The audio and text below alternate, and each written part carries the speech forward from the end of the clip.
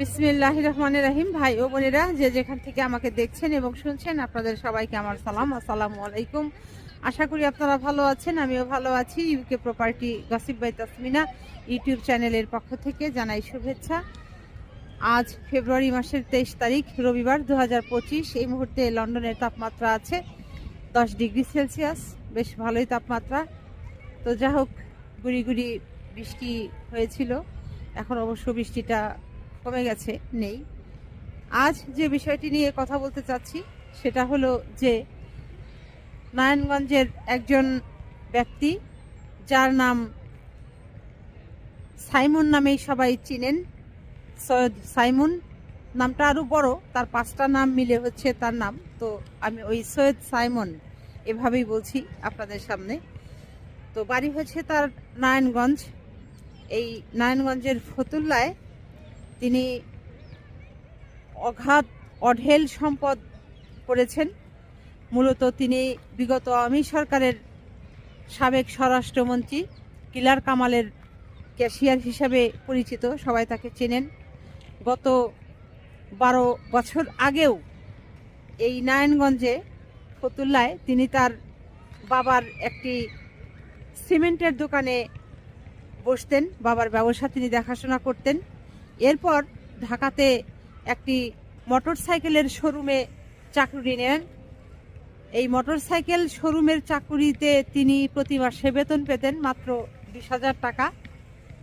আর ওখানে তিনি এই মোটরসাইকেল বিক্রি করার সময় তার একদিন হঠাৎ করে পরিচয় হয় এই সাবেক স্বরাষ্ট্রমন্ত্রী আসাদুজ্জামান খান কিলার কামালের পিএস মনির ওনার সাথে।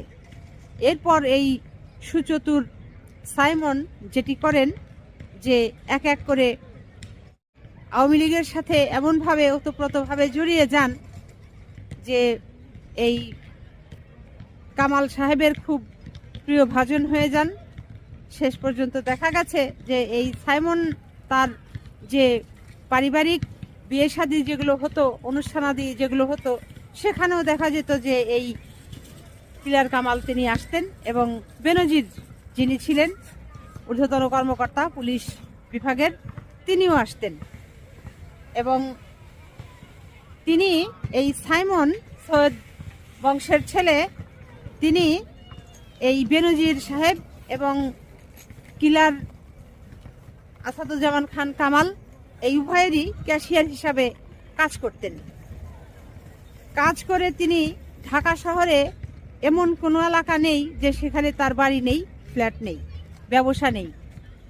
তারপর নারায়ণগঞ্জের ফতুল্লায় তার বাড়ি দেখার জন্য মানুষ দলে দলে ভিড় জমায়। এত প্রাসাদ সেখানে তিনি প্রাচুর্য তিনি গড়ে তুলেছেন। শুধু তাই নয়, দেশের বাহিরে তার অজস্র বাড়ি ঘর প্রপার্টি সম্পত্তি আছে। বাংলাদেশের হাজার কোটি টাকা তিনি পাচার করে দিয়ে দিয়েছেন। এখন তিনি গা ঢাকা দিয়েছেন, পালিয়ে আছেন। তো এখন একটাবার চিন্তা করেন যে একটা লোক যে নারায়ণগঞ্জের মতো জায়গায়, যার বাবার এই সিমেন্টের ব্যবসা দেখাশোনা করতেন, সেখান থেকে তিনি ঢাকায় এসে একটি শোরুমে 20,000 টাকা মূল্যের চাকরি করতেন। আর সেখান থেকে তিনি পল্টিবাজি দিয়ে কিভাবে কোটিপতি হয়ে গেছেন। কোটিপতিও না বললে ভুল হবে, মিলিয়নিয়ার পদে তার নাম চলে গেছে, মানে মিলিয়নিয়ারের খাতায় তার নাম চলে গেছে। তো এই হচ্ছে সৈয়দ সাইমন। তার কক্সবাজারে অনেকগুলো বিলাসবহুল হোটেল রয়েছে। মানে এমন কোনো জায়গা নাই রে ভাই যে তার সম্পদ নেই। এখন কথা হলো যে নারায়ণগঞ্জে কি লোকজন নেই? আপনারা কি দেখছেন না যে এই লোক কি করে এত কোটি কোটি টাকার সম্পদের মালিক হয়?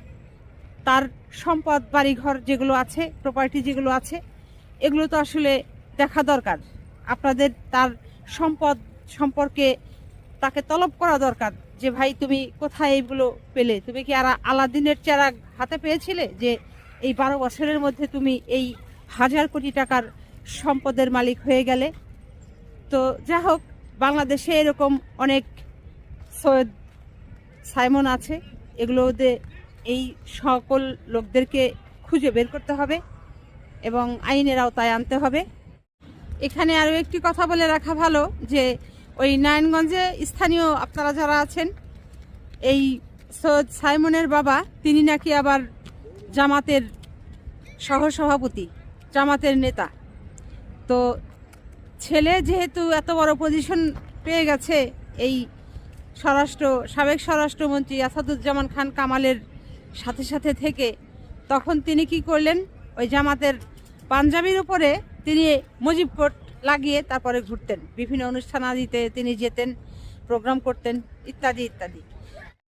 এখন বাংলাদেশের সাধারণ মানুষের মনে একটি বিষয়ে প্রশ্ন জেগে উঠেছে যে এই আওয়ামী সরকারের শাসনামলে কি তাহলে শিবিরের লোকেরা ওই পাঞ্জাবির উপরে মুজিব কোট লাগিয়ে এতদিন চলেছে? যেহেতু একটা প্রমাণ তো পাওয়াই গেল। তো এরকম যদি আরও থেকে থাকে, কোথায় আছে এগুলো তথ্য আপনারা অবশ্যই লেখালেখি করবেন, জানাবেন। কারণ হচ্ছে এই রকম ওই দ্বিমুখ হিসাব বলে এগুলোকে। মানুষের চরিত্র তো এরকম আসলে হওয়া উচিত নয়। কেন মানুষের চরিত্র এরকম হবে? গত 15-16 বছর যারা এত অত্যাচার করলো, মানুষকে জুলুম করলো, হত্যা করলো, খুন করলো, মানুষকে রক্তাক্ত করলো, তাদের সম্পদ ছিনিয়ে নিয়ে গেল, ঘর ছাড়া করলো, বাড়ি ছাড়া করলো, দেশ ছাড়া করলো, সেই রাজনৈতিক দলের লোকদের